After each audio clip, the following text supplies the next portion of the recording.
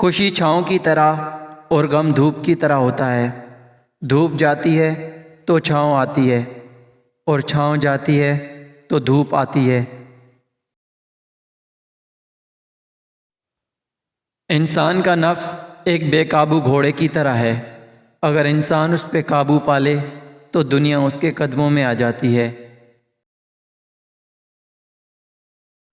کسی کی ذات اور لباس دیکھ کر اسے حقیر نہ سمجھو، کیونکہ تمہیں بنانے والا اور اسے بنانے والا بھی ایک ہے، اور تمہیں دینے والا اور اسے دینے والا بھی ایک ہے۔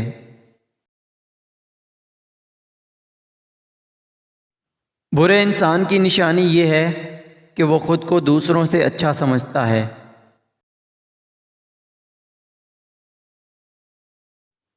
جس سے کبھی کوئی غلطی نہیں ہوئی، سمجھو کہ اس نے کبھی کسی چیز کے لیے کوشش ہی نہیں کی۔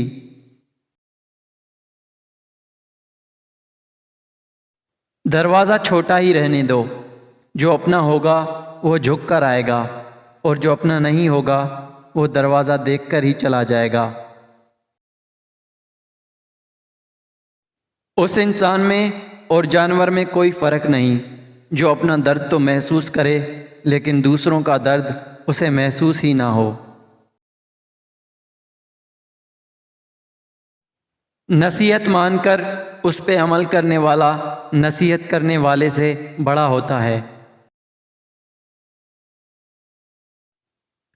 اپنی زبان کو کبھی دوسروں کے عیبوں سے آلودہ نہ کرو، کیونکہ عیب تم میں بھی بہت ہیں اور زبان دوسروں کے پاس بھی ہے۔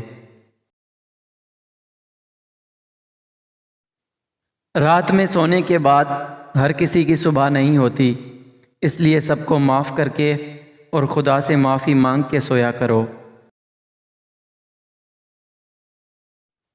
کسی بھی انسان کو اس کے چہرے سے مت سمجھو۔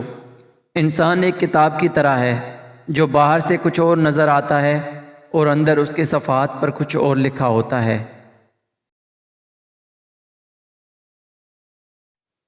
دنیا کی محبت سے رب نہیں ملتا، لیکن رب کی محبت سے دنیا اور آخرت دونوں مل جاتی ہیں۔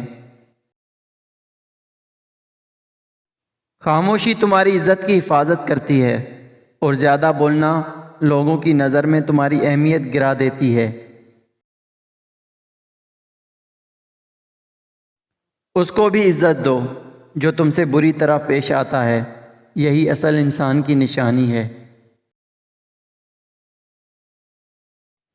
وہ انسان ہمیشہ ناخوش رہتا ہے جو دوسروں سے حسد کرتا ہے۔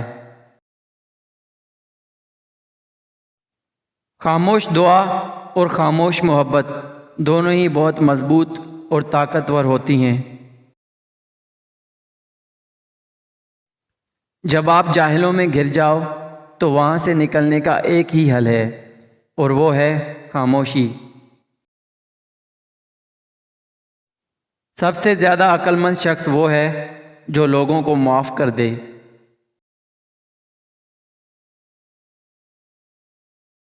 ناکامی ہمیشہ سوتیلی ہوتی ہے، اور کامیابی کے 100 رشتے نکل آتے ہیں۔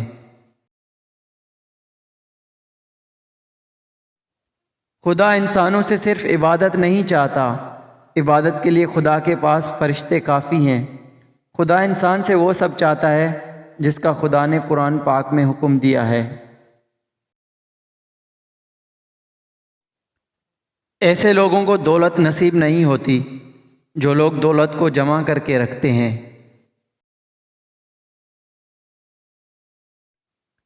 انسان تب نہیں مرتا جب سانسیں رک جائیں، بلکہ انسان تب مرتا ہے جب انسان کے اندر سے احساس نکل جائے۔